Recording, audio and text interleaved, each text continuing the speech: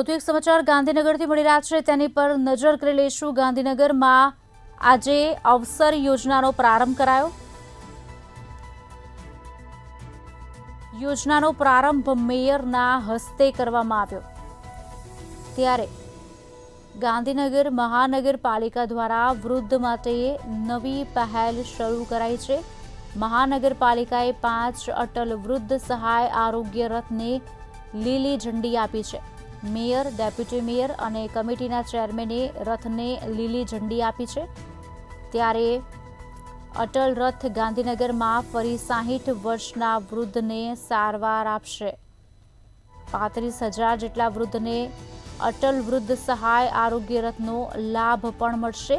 આરોગ્ય રથમાં એક મેડિકલ ઓફિસર, સ્ટાફ નર્સ અને હેલ્પર ઉપસ્થિત રહેશે। અત્યાર સુધી 500 જેટલા રજીસ્ટ્રેશન કરવામાં આવ્યા છે।